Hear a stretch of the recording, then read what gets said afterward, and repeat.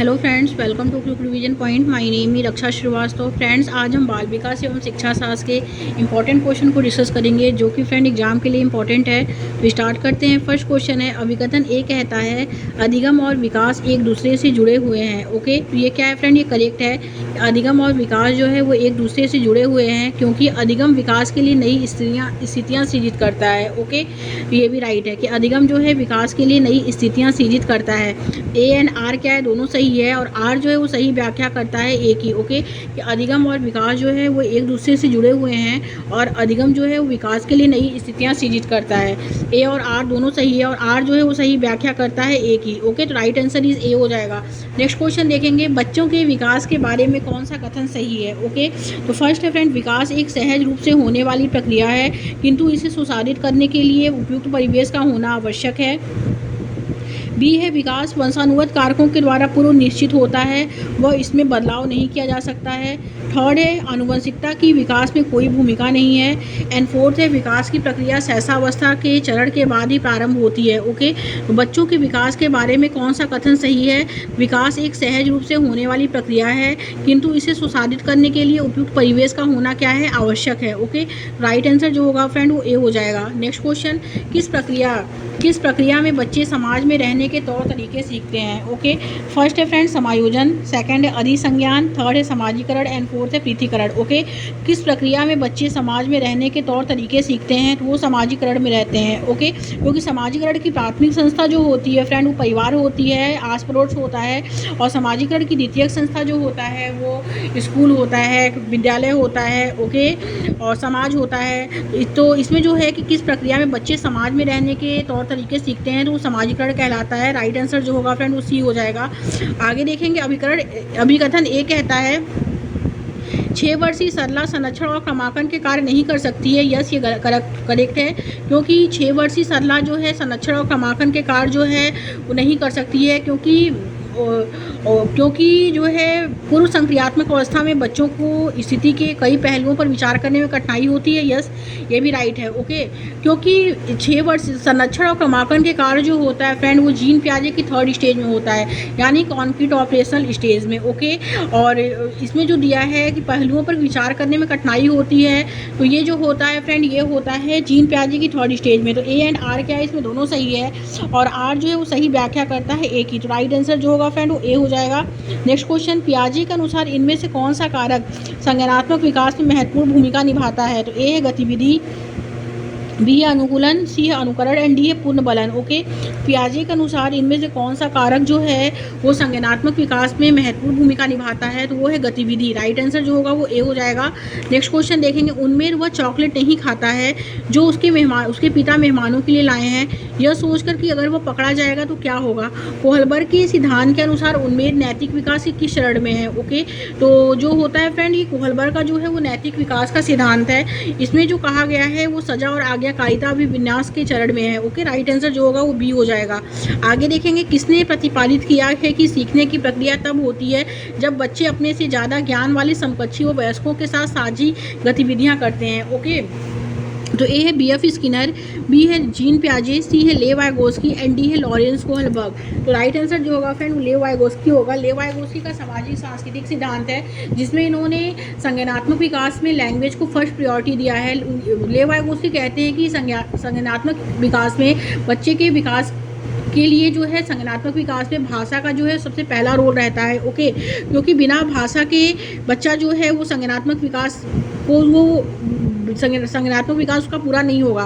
तो इन्होंने संज्ञानात्मक विकास में फर्स्ट प्रायोरिटी लैंग्वेज को दिया है और सेकंड प्रायोरिटी जो है वो थर्ड को दिया है। वही जीन पियाजे जिनका संज्ञानात्मक विकास का सिद्धांत है, इन्होंने लैंग्वेज को बच्चों के संज्ञानात्मक विकास में जो है फर्स्ट प्रायोरिटी नहीं दिया है। इन्होंने कहा है कि बच्चे का विचार पहले आता है फिर भाषा आती है। ओके, तो इसमें जो राइट होगा फ्रेंड वो सी हो जाएगा, लेव वाइगोस्की। ओके, आगे देखते हैं फ्रेंड, जब एक शिक्षिका एक बच्चे को व्याख्यान देने की बजाय अलग अलग इशारे देकर सही उत्तर की तरफ ले जाती है तब यह मदद क्या कहलाता है? तो ए है पाढ़, बी है प्रत्यक्ष निर्देश, सी है अनुकूलन एंड डी है पूर्ण बलन। तो यह पाढ़ कहलाता है।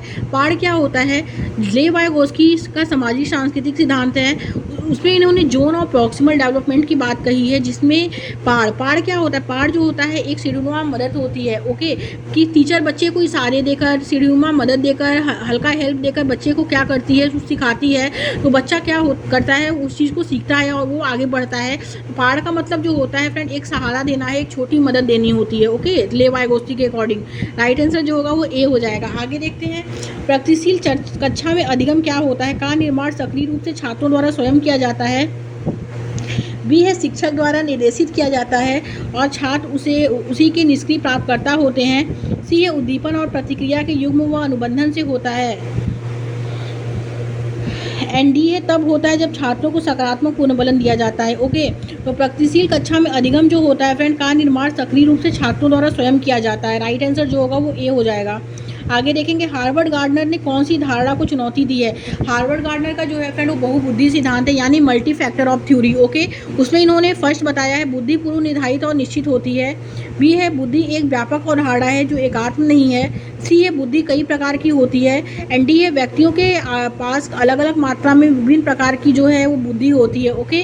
तो हार्वर्ड गार्डनर ने बुद्धि कौन सी धारणा को चुनौती दी है, बुद्धि और जो होती है वो पूर्व निर्धारित होती है और क्या होती है, निश्चित होती है। राइट आंसर जो होगा फ्रेंड वो ए हो जाएगा।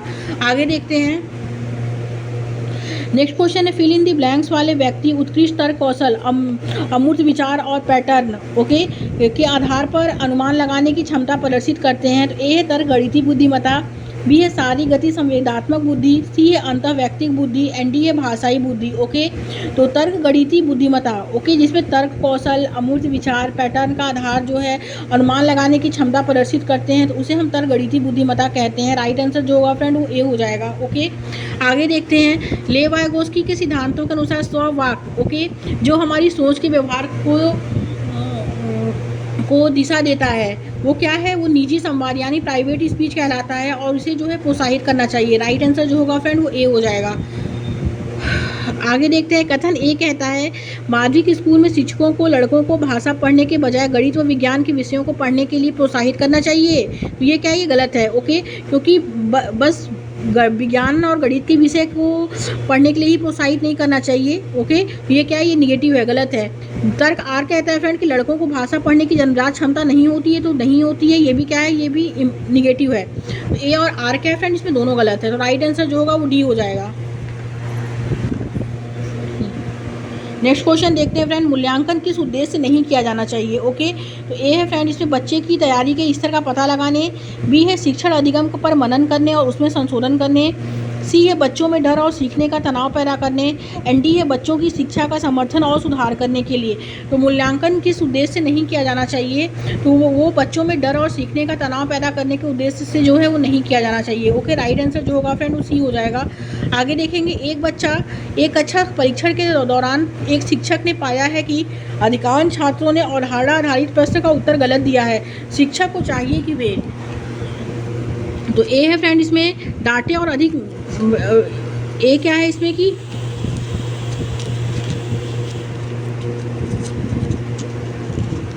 ए है फ्रेंड इसमें कि बच्चे को डांटें और अधिक मेहनत करने को कहें। बी है माता पिता को बुलाकर शिकायत करें कि बच्चे पढ़ाई नहीं कर रहे हैं। सी है विद्यार्थी को प्रश्न के उत्तर कई बार लिखने को कहें। एंड डी है छात्रों की सोच में वैचारिक चुनौतियों का पता लगाएं और उसके अनुसार पढ़ाएं। राइट आंसर जो होगा फ्रेंड वो सी हो जाएगा, ओके, कि विद्यार्थियों को प्रश्न के उत्तर कई बार लिखने को कहें। नेक्स्ट क्वेश्चन देखते हैं, समावेशी शिक्षा के बारे में कौन सा कथन सही है। फर्स्ट, यह शिक्षा का वह तंत्र है जिसमें विकलांगता व बिना विकलांगता वाले विद्यार्थी इकट्ठे पढ़ते हैं। यस, ये राइट है। सेकंड है, इसमें बहिष्करण, भेदभाव तथा भागीदारी और सीखने की में अन्य बाधाओं को दूर करने हेतु सभी विद्यार्थियों की भागीदारी को सुनिश्चित किया जाता है। यस, ये भी राइट है। तो फर्स्ट एंड सेकंड क्या है फ्रेंड, करेक्ट है। तो राइट आंसर जो होगा फ्रेंड वो ए हो जाएगा। आगे देखेंगे, एक शिक्षिका को विविध बच्चों की कक्षा में जिसमें हाशिए पर समुदाय से आने वाले बच्चे भी शामिल हैं क्या करना चाहिए।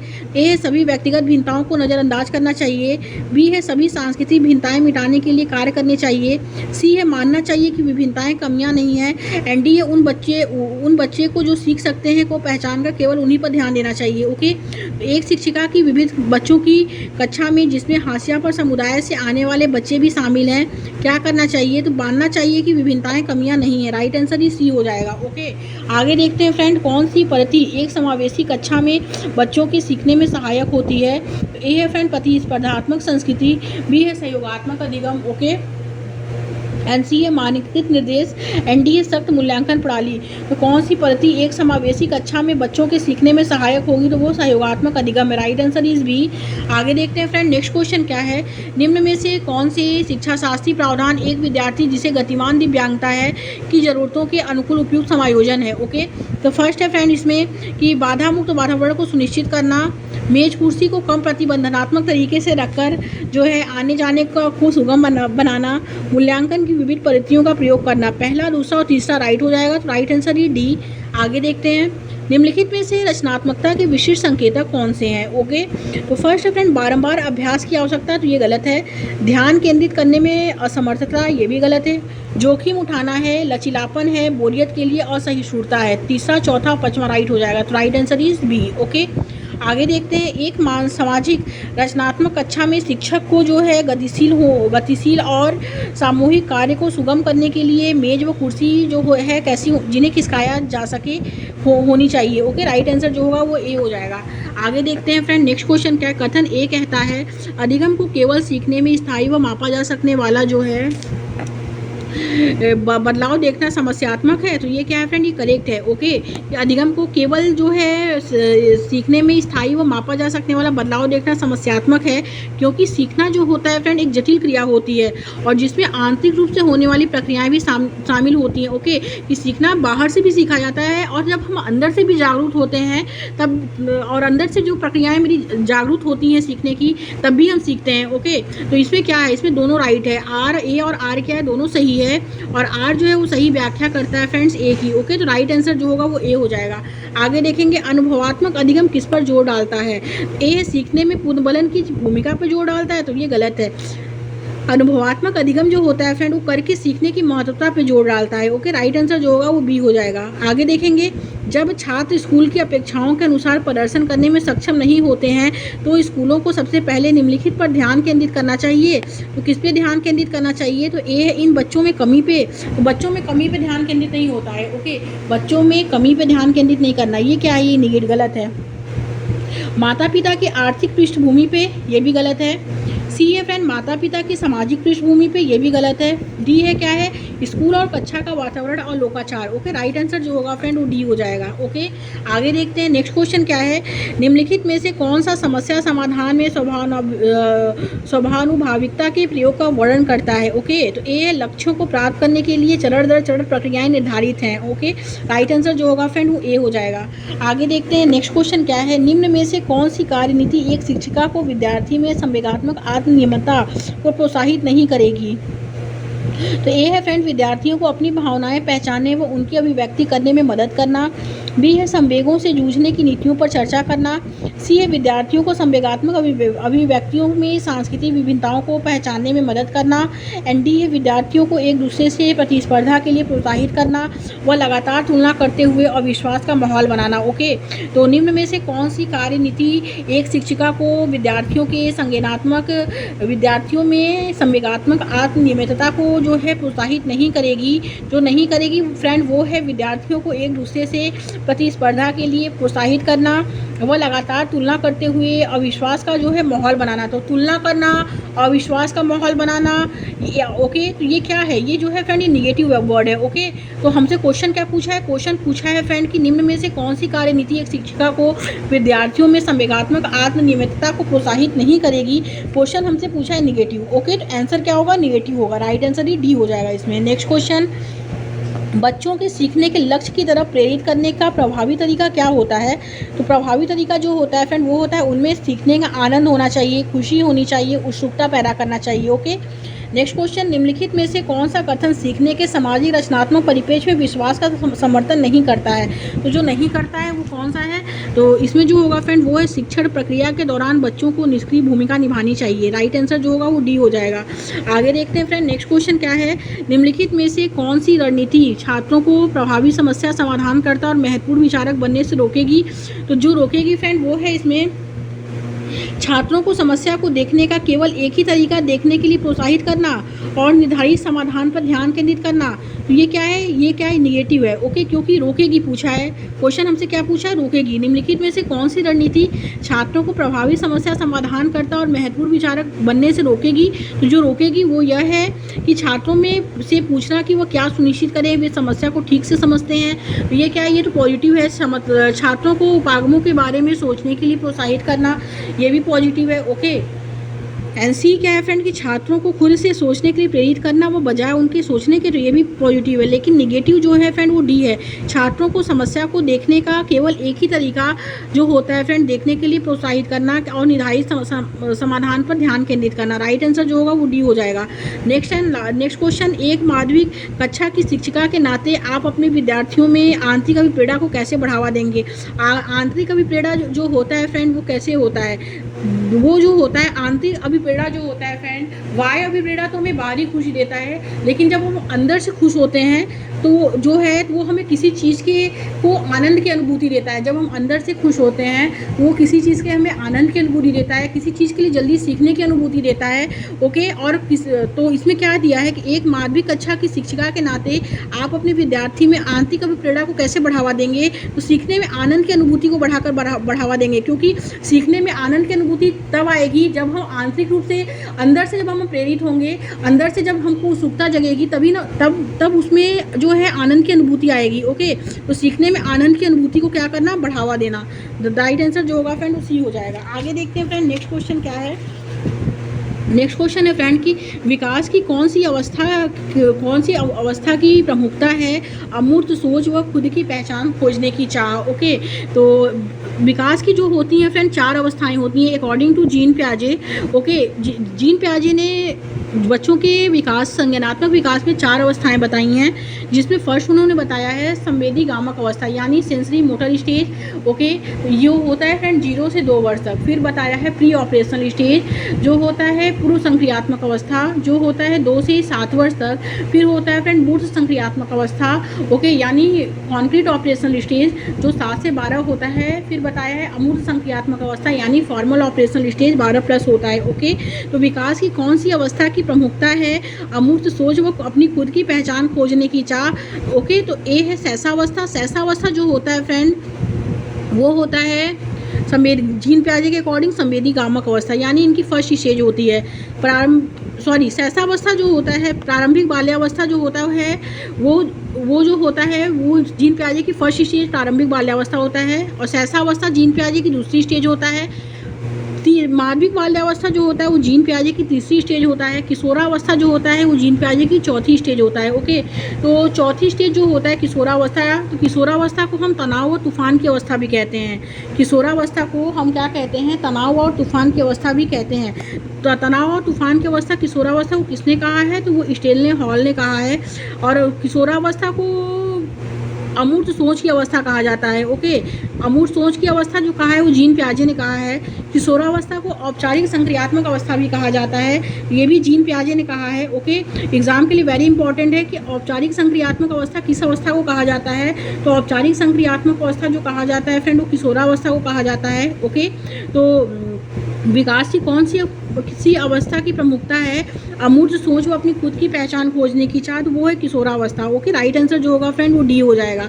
आगे देखते हैं फ्रेंड, नेक्स्ट क्वेश्चन क्या है। विकास के बारे में निम्न में से कौन सा कथन जो है वो सही नहीं है पूछा है। ओके, क्वेश्चन हमसे निगेटिव पूछा है, तो अब आंसर भी हम निगेटिव में देंगे। विकास एक खास क्रमानुसार चलता है, तो फ्रेंड विकास कोई एक खास क्रमानुसार नहीं चलता है। विकास जो होता है विकास खास क्रमानुसार नहीं चलता है, विकास बूम टू टूम चलता है। ओके, यानी विकास जो है वो जन्म से मृत्यु तक चलता है विकास। ओके, तो और सेकंड क्या है, विकास विभेदन व एकीकरण के सिद्धांत का पालन करता है। तो ये और सी क्या है, विकास पैर से सिर की दिशा में होता है। तो फ्रेंड विकास जो होता है पैर से सिर की दिशा में नहीं होता है, विकास क्या होता है सिर से पैर की दिशा में होता है। ओके, तो इसमें क्या होगा, तो इसमें जो होगा नहीं पूछा है, तो नहीं क्या है, तो ये राइट जो होगा वो सी हो जाएगा। विकास पैर से सिर की दिशा में होता है। ओके, ये गलत है क्योंकि विकास सिर से पैर की तरफ होता है। राइट आंसर जो होगा वो सी हो जाएगा। आगे देखते हैं फ्रेंड, बच्चों में व्यक्तिगत विभिन्नता का प्रमुख कारण क्या है।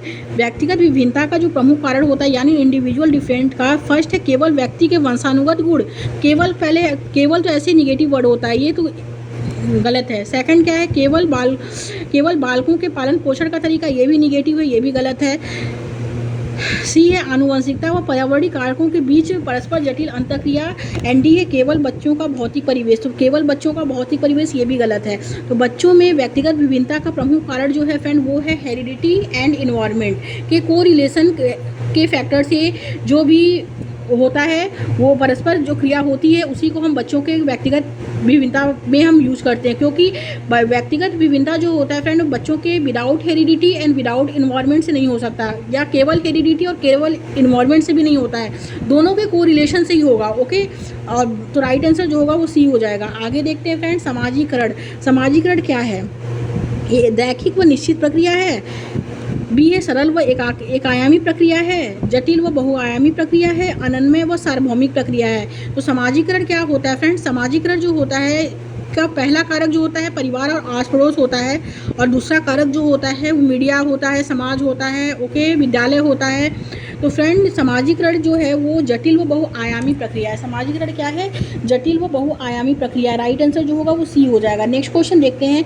जीन प्याजे ने सुझाव दिया है कि, ओके, फिर जीन प्याजे से क्वेश्चन बहुत आते हैं एग्जाम में। तो जीन प्याजे का संज्ञानात्मक विकास का सिद्धांत है। तो फर्स्ट है फ्रेंड बच्चे बड़ों से अलग सोचते और सीखते हैं। बी है भाषा विकास को सुसाध्य करती है। सी है बच्चों की सोच वयस्कों से मात्रात्मक रूप से भिन्न होती है। एंड डी है बच्चे एक खाली स्लेट के रूप में पैदा होते हैं और जन्म के समय नासमझ होते हैं। तो जीन प्याजे बच्चों पे ही इन्होंने संज्ञानात्मक विकास का सिद्धांत बताया है, ओके, जिसमें इन्होंने 4 स्टेज बताए हैं। तो इसमें जो बताया है कि बच्चे बड़ों से अलग तो जीन प्याजे ने सुझाव दिया है कि बच्चे जो होते हैं फ्रेंड वो बड़ों से अलग सोचते और सीखते हैं। ओके, तो ये क्या है, ये राइट है। ओके, और बी क्या है, भाषा विकास को सुसाध्य करती है। तो जीन प्याजे ने भाषा को फर्स्ट प्रायोरिटी नहीं दिया है। ओके, इन्होंने कहा है कि विचार जो है विकास को सुसाध्य करता है, फिर भाषा आता है। जो भाषा विकास को सुसाध्य करती है ये लेव वाइगोस्की ने कहा है। तो ये सी क्या है कि बच्चों की सोच वयस्कों से मात्रात्मक रूप से भिन्न होती है, तो ये गलत है। ओके, जीन प्याजे कहते हैं कि बच्चों की सोच जो होती है वयस्कों से गुणात्मक रूप से भिन्न होती है, यानी क्वालिटेटिव रूप से भिन्न होती है, ना कि क्वांटिटेटिव रूप से जो है वो भिन्न होती है। ओके, ये भी गलत है। एंड डी है बच्चे एक खाली स्लेट के रूप में पैदा होते हैं और जन्म के समय नासमझ होते हैं। ओके, तो इसमें जो जीन प्याजे ने बताया है कि पहला वाला वो करेक्ट है, सुझाव दिया कि बच्चे जो होते हैं वो बड़ों से अलग जो है सोचते और सीखते हैं। राइट आंसर जो होगा वो ए होगा इसमें। नेक्स्ट क्वेश्चन देखते हैं। निम्न में से किस युग का मिलान सही है। शिशु अवस्था जो होता है फ्रेंड वो 0 से जन्म से 2 वर्ष तक होता है, तो ये गलत है। ओके, ये 6 से 11 दिया है, तो ये गलत है। माध्यमिक बाल्यावस्था जो होता है फ्रेंड वो जो होता है 6 से 11 वर्ष तक होता है। ओके, तो ये भी गलत है। अमूर्त संक्रियात्मक अवस्था 11 से अधिक साल से अधिक होता है, यस ये करेक्ट है। एंड पूर्व संक्रियात्मक अवस्था जो होता है जन्म से 2 होता है, तो ये गलत है। पूर्व संक्रियात्मक अवस्था जो होता है जो 2 से 6 साल तक होता है, तो राइट आंसर जो होगा फ्रेंड वो सी हो जाएगा। ये जीन प्याजे की 4th स्टेज है, अमूर्त संक्रियात्मक अवस्था, जो 11 साल से अधिक होता है, जिसे हम किशोरावस्था भी कहते हैं, जिसे हम औपचारिक संक्रियात्मक अवस्था भी कहते हैं। ओके, जिसे हम तनाव और तूफान की अवस्था भी कहते हैं। राइट आंसर सी हो जाएगा। आगे देखते हैं। नेक्स्ट क्वेश्चन क्या है। कोहलबर्ग के नैतिक विकास के सिद्धांत की कौन सी एक प्रमुख आलोचना है। आलोचना क्या है, आलोचना जो है फ्रेंड कोहलबर्ग का जो है वो मॉरल डेवलपमेंट ऑफ थ्योरी है। इसमें उन्होंने क्या आलोचना की है, इसमें उन्होंने आलोचना जो की है फ्रेंड वो कि यह चरणों को निर्दिष्ट नहीं करता है, तो ये गलत है। क्योंकि बी क्या है, यह नैतिक सोच पर सांस्कृतिक कारकों और लिंग के प्रभाव की अवहेलना करता है। ओके, सी क्या है, यह प्राकृतिक स्थितियों में बच्चों के सहभागी अवलोकन का उपयोग करता है। एंड डी है, यह नैतिक विकास का एक निश्चित क्रम नहीं देता है। ओके, तो कोहलबर्ग का जो है फ्रेंड वो मॉरल डेवलपमेंट ऑफ थ्योरी है, जिसमें उन्होंने यह नैतिक सोच पर सांस्कृतिक कारकों और लिंग के प्रभाव की क्या करता है, अवहेलना करता है। राइट आंसर बी हो जाएगा। आगे देखेंगे। लेव वाइगोस्की का मानना था कि क्या मानना था कि बच्चे को जो प्रस्तुत किया जाता है वे उसका निष्क्रिय रूप से पूर्ण उत्पादन करते हैं। बच्चे बड़े की मदद से अपनी समझ खुद बनाते हैं। सी है फ्रेंड कि बच्चे उद्दीपन व प्रतिक्रिया का अनुकूलन करके सीखते हैं। एंड डी है बच्चे तब सीखते हैं जब उन्हें उपयुक्त भौतिक इनाम प्रदान किया जाता है। ओके, तो लेव वाइगोस्की का सामाजिक सांस्कृतिक सिद्धांत है, जिसमें उन्होंने बताया है कि बच्चे जो होते हैं बड़े की मदद से अपनी समझ खुद बनाते हैं। राइट आंसर जो होगा वो डी हो जाएगा, बी हो जाएगा। ओके, आगे देखते हैं। लेव वाइगोस्की ने संज्ञानात्मक विकास के सिद्धांत में फिल इन दी ब्लैंक्स मनोवैज्ञानिक उपकरणों को बहुत महत्वता दी है। तो लेव वाइगोस्की ने संज्ञानात्मक विकास के सिद्धांत में किसको जो है वो बहुत महत्व दिया है, तो उन्होंने लैंग्वेज को बहुत महत्व दिया है। ओके, क्योंकि लेव वाइगोस्की कहते हैं कि बच्चे के संज्ञानात्मक विकास में भाषा पहले आती है, फिर विचार आता है। पहले बच्चा भाषा से सीखता है, फिर उसके दिमाग में विचार आता है। ओके, क्योंकि इन्होंने भाषा को फर्स्ट प्रायोरिटी दिया है, इसलिए राइट आंसर ए हो जाएगा। नेक्स्ट क्वेश्चन, एक प्रगतिशील कक्षा में बच्चों का सीखना इनाम व सजा के प्रयोग से नियंत्रित होता है। तो इनाम व सजा के प्रयोग से गलत है। प्रगतिशील कक्षा जो होता है फ्रेंड, प्रोग्रेसिव क्लासरूम, उसमें बच्चे को केंद्र में रखा जाता है। ओके, बच्चे को सख्त निगरानी में रखना चाहिए, वो अन्नमय पाठचर्या अपनानी चाहिए। तो सख्त निगरानी, अन्नमय पाठचर्या, ये क्या है, निगेटिव है, ये गलत है। सीखने को सुचारित करने के लिए वेधन व अभ्यास की विधि जो है का पालन करना चाहिए। तो वेधन, अभ्यास, ये भी निगेटिव है, गलत है। प्रोग्रेसिव क्लासरूम में फ्रेंड वो सीखने का जो आधार होता है वो प्रत्यक्ष अनुभव व संवाद होते हैं। ओके, राइट आंसर जो होगा वो डी हो जाएगा, और इसमें बच्चे को केंद्र में रखा जाता है। आगे देखेंगे, कौन सी बुद्धि का प्रदर्शन करने वाले व्यक्ति अपनी भावनाओं के बारे में गहराई से जानते हैं और अपने गुणों को जो है पहचानते हैं। ए है तर्क गणितीय बुद्धिमत्ता, बी है सारी गति संवेदात्मक बुद्धि, सी अंतःव्यक्तिक बुद्धि एंड डी है भाषाई बुद्धि। तो राइट आंसर इज सी, अंतःव्यक्तिक बुद्धि। ओके, आगे देखते हैं, शिक्षकों का कौन सा व्यवहार जो है वो बच्चों में जेंडर रूढ़िवादिता पक्षपात कम करने में मदद करेगा। तो ए है बस कक्षा में केवल लड़कों को भारी कुर्सी मेज उठाने को कहना। तो भारी कुर्सी मेज उठाने को कहना, ये क्या है, निगेटिव है, गलत है। खेल के लिए गुड़िया का घर केवल लड़कियों को देना, केवल लड़कियों को देना, ये भी गलत है। देखभाल करने वाले व्यवसायों का जिक्र केवल औरतों के संदर्भ में करना, फिर केवल आ गया, निगेटिव है। सभी जेंडर में स्वायत्ता व समानुभूति के गुण क्या करना, विकसित करना। राइट आंसर जो होगा फ्रेंड वो डी हो जाएगा। आगे देखेंगे, कौन सा परिप्रेक्ष्य भाषा को संज्ञान को सुसाधित करने वाले महत्वपूर्ण उपकरण के रूप में देखता है। तो ए है फ्रेंड व्यवहारवादी, बी है सूचना संक्रमण, सी है सामाजिक सांस्कृतिक एंड डी है मनोगतिशील। तो राइट आंसर इज बी, सूचना संक्रमण। ओके, आगे देखेंगे, कक्षा में विविधता को समायोजित करने के लिए निम्नलिखित में से कौन एक प्रभावी रणनीति नहीं है पूछा है फ्रेंड। तो वो है निर्देशों के मानक सेट का उपयोग करना और शिक्षार्थियों की पृष्ठभूमि को अनदेखा करना, ये क्या है, निगेटिव है। तो राइट आंसर जो होगा वो डी हो जाएगा। नेक्स्ट क्वेश्चन, निम्नलिखित में से अर्थपूर्ण अधिगम के लिए आकलन की विशेषता क्या है, होनी चाहिए। तो जो होनी चाहिए, ए है मानकीकृत, बी है व्यापक, सी है रचनात्मक एंड डी है गुणात्मक। तो राइट आंसर सी हो जाएगा, रचनात्मक होनी चाहिए। समावेशी शिक्षा में क्या शामिल है, बाधा मुक्त वातावरण का प्रावधान शामिल है, बी है योग्यता के आधार पर बच्चों का पृथकीकरण शामिल है, ये करेक्ट है। बच्चों की पहचान कर उनका उपयुक्त नामीकरण शामिल है। पाठ्य पुस्तकीय अनुभवों व शिक्षा शास्त्रीय रणनीति में लचीलापन, ये गलत है। तो दूसरा तीसरा राइट हो जाएगा। तो राइट आंसर इज बी।